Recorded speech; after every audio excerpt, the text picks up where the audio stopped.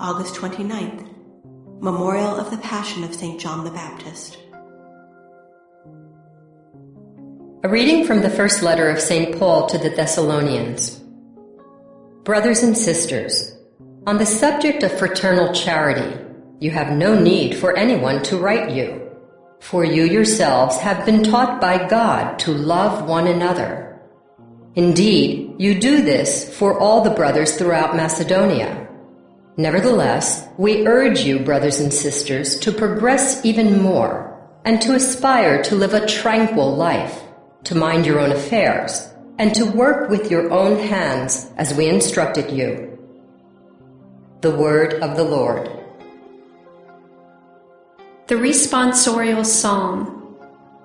The response is, "The Lord comes to rule the earth with justice." Sing to the Lord a new song, for he has done wondrous deeds. His right hand has won victory for him, his holy arm.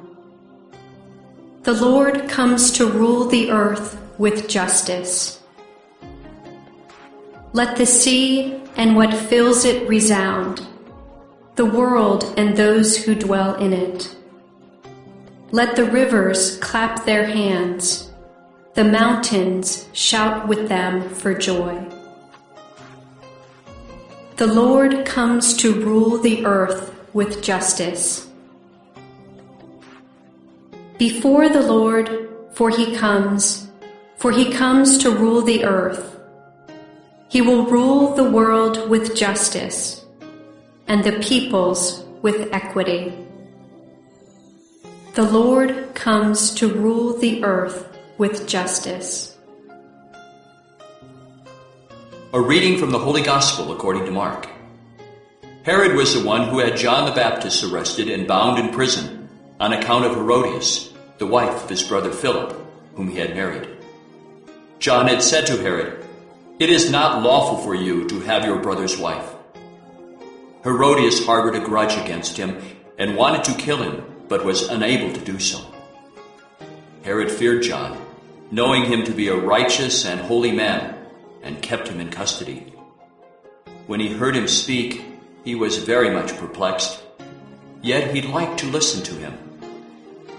She had an opportunity one day when Herod, on his birthday, gave a banquet for his courtiers, his military officers, and the leading men of Galilee. Herodias' own daughter came in and performed a dance that delighted Herod and his guest. The king said to the girl, "Ask of me whatever you wish, and I will grant it to you." He even swore many things to her. "I will grant you whatever you ask of me, even to half of my kingdom." She went out and said to her mother, "What shall I ask for?" She replied, "The head of John the Baptist." The girl hurried back to the king's presence and made a request. "I want you to give me at once, on a platter, the head of John the Baptist." The king was deeply distressed, but because of his oaths and the guest, he did not wish to break his word to her. So he promptly dispatched an executioner with the orders to bring back his head. He went off and beheaded him in the prison. He brought in the head on a platter and gave it to the girl. The girl, in turn, gave it to her mother. When his disciples heard about it, they came and took his body and laid it in a tomb. The Gospel of the Lord. August 29th, the beheading of John the Baptist. The first reading comes from 1 Thessalonians 4, 9 to 11. Paul is writing to this community, which he very much likes, and he doesn't want to insult them, so he says that their fame, the fame of their following God and their living a good Christian life, has spread all throughout Macedonia and in fact all throughout the world.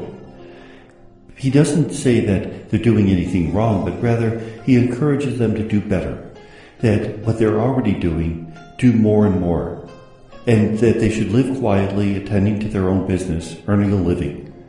This idea of earning a living is very important because Paul has said that the end of the world is at hand, and some people in the community thought that that meant that they could give up their jobs and depend upon the charity of other Christians. They became lazy. And Paul said that's not right. Everybody should work for their own living, and in fact, those who do not work should not eat. The Gospel is from Mark 6:17 to 29, and it's the account of the martyrdom of John the Baptist. Remember, Herod had married his sister-in-law, the sister-in-law who had divorced from his brother, Philip, and the sister-in-law's name was Herodias, and that was not allowed in Jewish law. Herod was not a long-standing Jew, and the Herodians were not known for their following the Jewish laws. Therefore, he broke this law, which was considered very important by John the Baptist, and John the Baptist denounced him.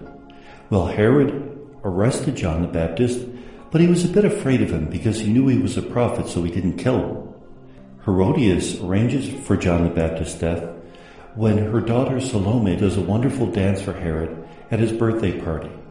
He promises that he'll give her anything that she asks, up to half his kingdom. And the mother encourages her daughter to ask for the head of John the Baptist on a platter. Now Herod can't turn back on his promise. It's been made in front of all sorts of dignitaries. So he martyrs John the Baptist. This is a reminder that we should be very careful to uphold the dignity of a person. Herod killed John the Baptist just because he was embarrassed to take back his promise, which is wrong. Also, we should be careful what we promise, that we shouldn't be imprudent because sometimes it can turn around and really bite us. And so we have to be so careful on what we say and how we keep our promises. At the same time, John the Baptist turns out to be a martyr for morality, a martyr for doing what God wants us to do. Now, the odd thing is that ahead of John the Baptist, there are 4 separate sites in the world that claim to be the place where the head of John the Baptist is kept. 2 are in Rome, the Lateran and St. Peter's Basilica. 1 is in Damascus. In fact, there's a mosque dedicated just to that.